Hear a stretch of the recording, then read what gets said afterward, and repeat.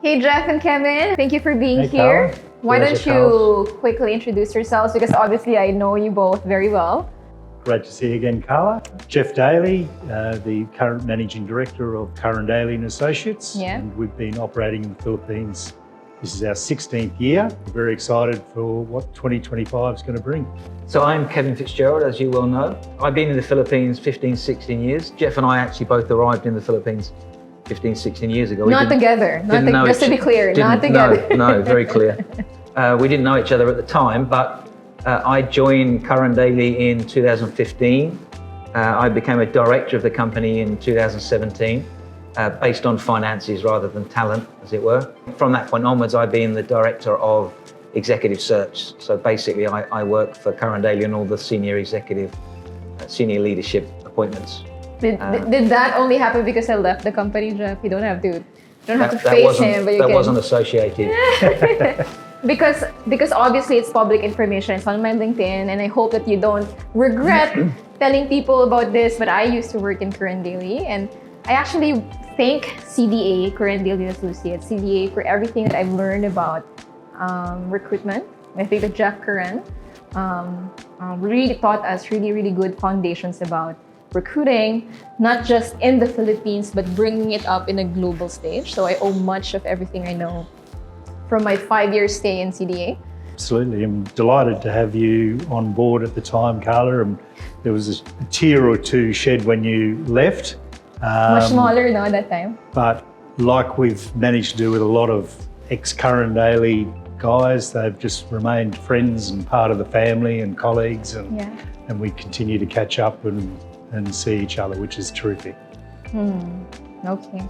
And just for the benefit of everybody who might not be familiar with Curran Daly Associates just yet, why don't you let them know what your firm does? I know you said it's been there for 16 years, but just very quickly, what does Curran Daly do in the Philippines? Well, we support predominantly global clients, mainly US, European, some Australian, some Singaporean clients. Access talent in the Philippines. Predominantly leadership and executive talent is where our particular niche is. And then Kevin works on the executive front. Yeah. And I think just to piggyback on what you said, Geoff, that's really why I kept this relationship with you guys, because obviously I'm very aligned to how you guys do recruitment, which I remember up to now is still the bottom line are two things, which is speed, snooze you lose, as you always say, and then also quality. It's not one over the other. It's both of them. Those are the qualities that define a good recruitment team, in my opinion, because that's the training I got from CDA. And just for everybody's reference, right? So Penn Brothers is an offshoring company. The partnership with Curran Daly is strategic in the sense that we know you guys are the talent experts in the Philippines, or one of the talent experts in the Philippines, and we want the relationship to be like, if it's not in the capacity of my current recruitment team in Penn Brothers, I want the Curran Daly team to be our second partner for what we accept are not our strengths, so to speak. So that's what the whole relationship is about, which brings us to today, because as talent experts in the Philippines, I am very interested to pick your brains on some topics that I thought were interesting to talk about today. I could be wrong, but hopefully you guys also find these topics very interesting.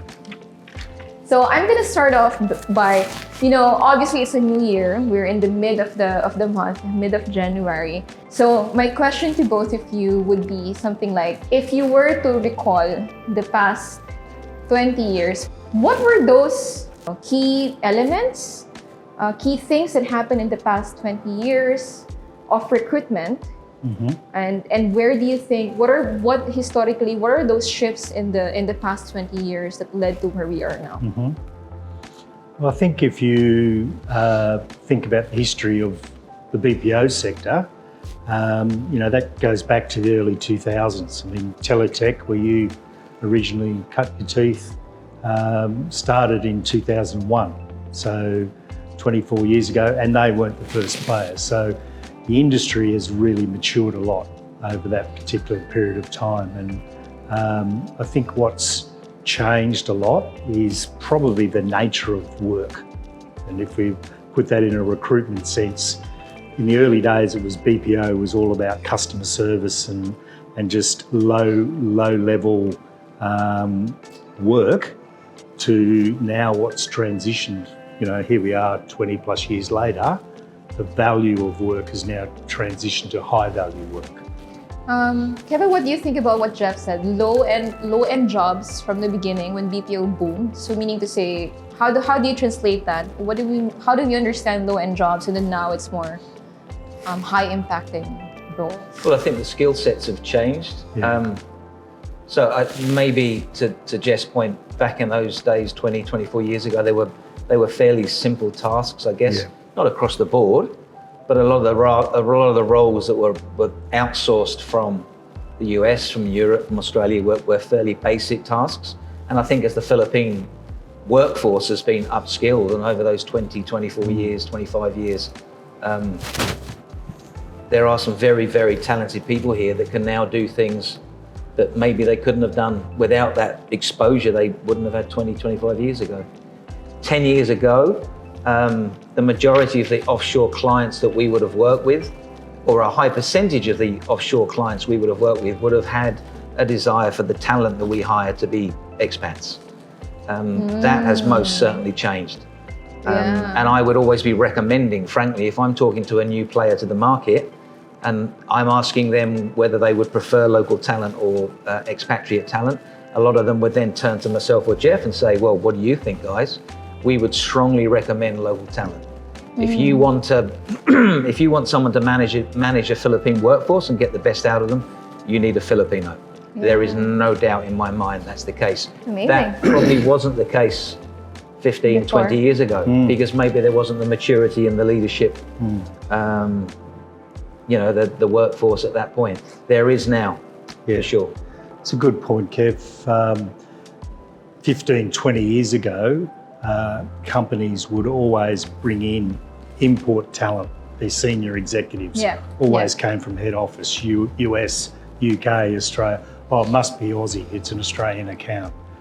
That has been totally debunked now. And as the industry's matured and as the workforce has matured, just to elaborate on the low value, in the early days, a lot of the work that was done here was order taking, basic customer service. Yeah. It was tier one ticket taking, help desk type work. Yeah. Now, the shift to high value work has been away from help desk. Some of that still goes on, but a lot of that's taken over by the robots now, to IT development and development of jobs and software development, as opposed to the frontline, lower value work. It's moved, the value of work's moved to high value stuff. I always appreciate looking back what history tells us, because I always think that the core of what we do as talent acquisition people will remain to be human-centric. What I appreciate about looking back in this industry from 10 years ago, 20 years ago, or even much more, is that one fact for me remains across decades of doing this job, which is the tools and the trends are there to tell us how we can run efficiency in TA to get to the bottom line, which is, I want to personally call Geoff to congratulate you if you get a job. I want to also personally apologize to Kevin if he didn't get the job. So meaning to say, for me, it's still about the human connection. So talking about trends, what are some of the trends that you guys see? And for you as leaders of Curran Daly, how do you even filter what trends to listen to and what trends you're gonna just, put in the back burner? Okay, well, probably the first trend as a result of COVID was the shift in workforce flexibility and the whole work from home phenomenon, which really started early days of 2020, but exploded in 2020. So that for me has been, again, a major shift and really challenging organisations just to think about the way that we deliver products and services to clients, and then how can we deliver that in a different form. So that's been a huge issue, and it's still not resolved. A lot of our clients are still grappling with the whole work from home issue. Do we go back to work? Do we offer a hybrid situation? for us, as talent experts, clearly what senior leaders, and that's the space which we work in a lot, senior leaders really, hands down, want flexibility in the workplace and want a role that offers them that flexibility. And that's what the smart businesses are doing where they can. And we acknowledge some businesses aren't able to, but people want to have some flexibility where they perform their work and how they perform their work. So that's been a big trend, hasn't it? I think people that don't know the Philippines and don't know the Philippine market may not be cognizant of the issues, the challenges the Philippine workforce have in terms of infrastructure. Anyone that's been here knows. So whereas situations, I think it's fair to say there has been a bit of a global mindset change over the last 12, 24 months in terms of where the workforce should be. And a lot of companies, not all, to Geoff's point, there's no one-size-fits-all solution, but a lot of companies have decided, and I think we all understand why, they've decided they need to bring the workforce back into the office, whether that be 1, 2, 3, 4. Some are bringing their workforces back all the time. That remains a huge challenge for the Philippines. We don't have the infrastructure that somewhere such as a Sydney or a London or a New York would have. So whilst those members of staff may not be too pleased at having to go back to the office, they can get to the office quite easily. They have trains, they have buses, they have etc. We have limited options here in that regard. I think it's still a hot potato of an issue in the Philippine market. So if your company suddenly says to you next week, we've decided we want you back on site 5 days a week, how many people are going to resign? So simple as I'm that. going to be one of them. Well, yeah. And I know that we've got a very flexible working arrangement at Curran Daly, and we've managed to attract a lot of talent to us for that reason. Their companies, no names mentioned, but their companies have decided that they would change that working arrangement, and they contacted us and said, we've heard good things about you, we'd like to join, because they were pro the flexible working arrangement we have. So it's directly linked in my humble opinion. So now we discussed trends. What are some of your predictions that will happen this year when it comes to talent hiring, talent landscape in the Philippines? Geoff, any predictions this year? I think, look, Philippines is beautifully placed to continue to be a top 3 global outsource provider and location for the foreseeable future. I just don't see it ending. And excited about what the future is going to hold for 2025 and beyond. And we're still seeing today, as we sit here, 2025 companies still coming to the Philippines, not ones and twos. These are, 1,000 staff, 800 staff coming to the Philippines for the first time in 2025. So there's still a big market out there that may not have the access to the talent which we have here. So they're going to be looking for opportunities to run their business better, smarter, more efficiently than what they're doing now. It's definitely good to know that you think that you foresee Philippines will continue to be part of that top choices for companies to outsource and offshore, which is obviously good news for Filipino talents. I remember that 10 years ago when I worked with Curran Daly Associates, we were building the IT capability, the IT hiring capability, and back that time it was data science, it was software engineers, and then just this weekend it's the Meta CEO saying that very soon we're not going to need software engineers. Do you think that there is, because primarily Philippines is where companies come to outsource customer-centric positions, customer-centric jobs, because I truly believe there is nothing better than the warmth of Filipino people. Absolutely. As foreigners, I'm sure you have experienced the warmth and hospitality of Filipinos. Do you think that there is any automation to drive efficiency effort that might put a risk to what the Philippines is supposedly good at for the past decade? I mean, I'd like to think not, if I'm honest. I'm not going to portray myself as someone that's that up to date with tech and IT and tech and AI and automation to the extent that I'm aware of anything specific going to affect that. But I think the human touch, certainly in what we do, and I think a lot of what the Philippines does, and Philippines key offering is about that human touch. And I think that will remain in play for many years to come. So whilst a lot of changes will happen, of course, AI and automation is going to be applicable. I think that's one of the key benefits to the Philippines.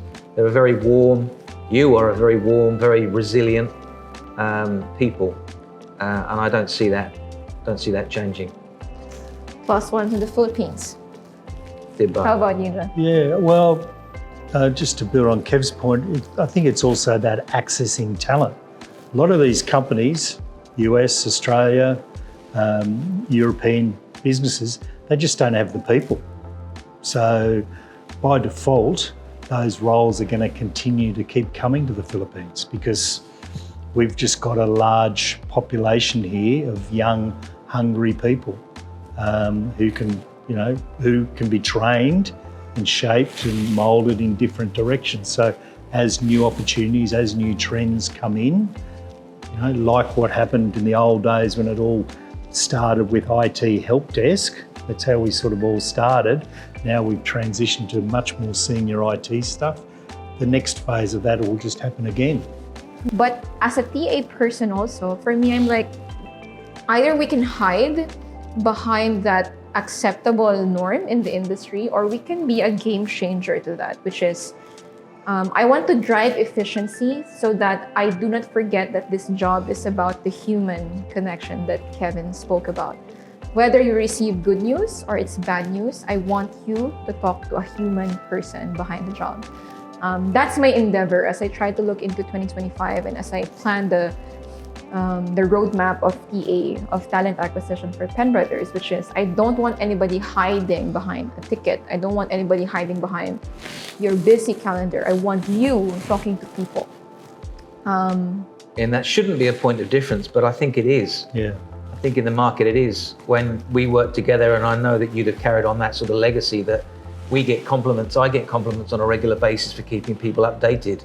Yeah. And I mean, that's just ridiculous. Now, I know there'll be potentially someone listening in that will say, you never replied to me. I mean, there are bound to be exceptions. I'm not going to pretend I'm perfect, but that is something that we try and talk to our team about on a regular basis. There is no excuse.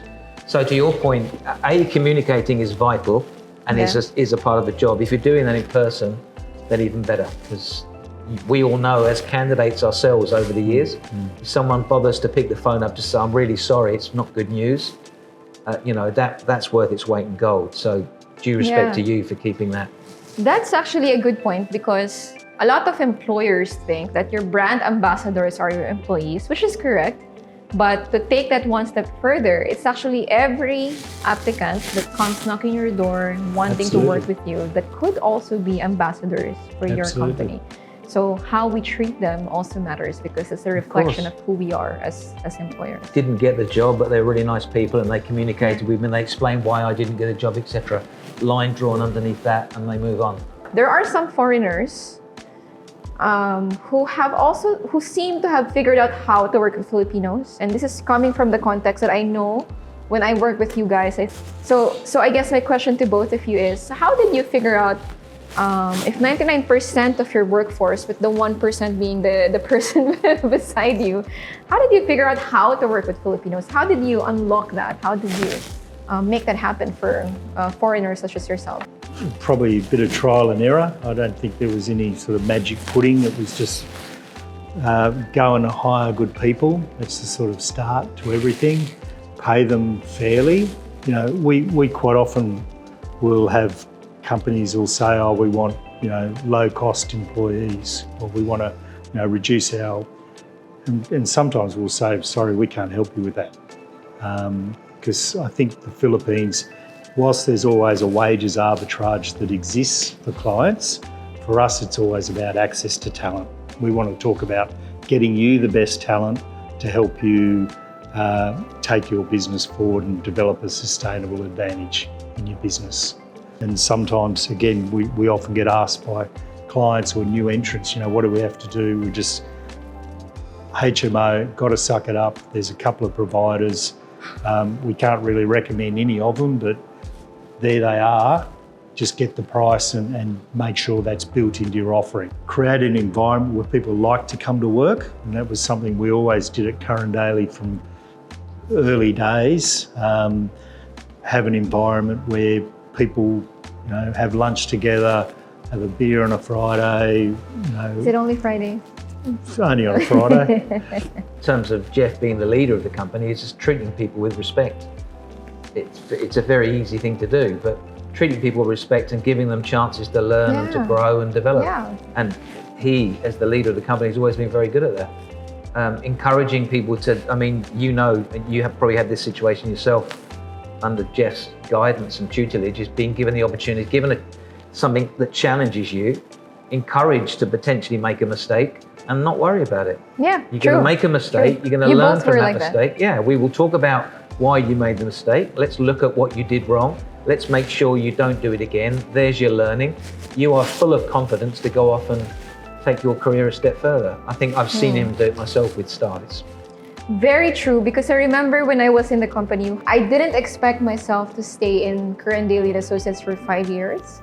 But what I remember was feeling that this is a company that gives me goals, stretches me towards achieving goals, but also Geoff was very good with staying out of the way, positively, meaning to say, you give me a goal and you give me the freedom how I want to achieve the goal. Which then my next question to you is, what does kain tayo mean? Pass. Google. Filipinos like... Could I ask my 5-year-old son? You mentioned earlier, it's only in the Philippines actually that I've seen that we invite even random people to say, kain tayo, let's eat. That's what it means, let's eat. Because we value that camaraderie and sense of community. Those are actually some of my favorites. We have cheese sticks and some fish balls. So I wish we had some beer, but maybe another time. Okay, so if not that, then my question to you is, because Filipinos like to have fun, what is your go-to karaoke song, Mr. Geoff Daly? Very good question. I had one for a lot of years, which was Jason Morant's "I'm Yours," and that was just my one song that just sing and then sit down for the rest of the night. As I've got older and got kids, probably got 2 or 3 tucked away in the top drawer that get brought out every so often. Yeah. Bit of Sinatra, a bit of Elvis. I'm going to ask you to sing that. Depends how much liquor he's got in it. Yeah, That's what he means. Another time maybe. Maybe another day. All right. So just to wrap this up, I guess my final question to both of you is, what do you think are the strengths of Filipinos that will make you continue to work with Filipinos? Well, I think I've touched on one of them. Resilience is most certainly, that would always be. I think any foreigner that spent more than 20 minutes in the Philippines would use that word. I think some of the, I think Geoff touched upon natural disasters, etc. Because of where we're located, some of the things that hit this country one way or another on a regular basis are quite incredible. And yet you will very rarely not see a Filipino smiling. Kevin touched on a very good one, resilience, and absolutely, and just on the natural disasters, you can, we get a lot of flooding events here in Manila. Guaranteed, around the corner from 3 foot of flooded street, there'll be a Starbucks and a Jollibee, and it'll be open, and there'll be guys there working and serving customers. Yeah. So if we take a step out of BPO and the worlds that we're working in, that's just, again, another example of the beautiful resilience of the Filipinos. People just push through stuff and get to work. And when you talk to employers in Australia, UK, US, I don't think they quite get the same level, and I mean, I grew up in Australia for a lot of years, the same level of commitment from their workforces today that we get here in 2025 in the Philippines. I think I mentioned before the hearts and minds stuff. If companies focus on that, you can win that. That's going to help your business win. All right, thank you so much to both of you for being here. Thank you for having us. That's a wrap, I think.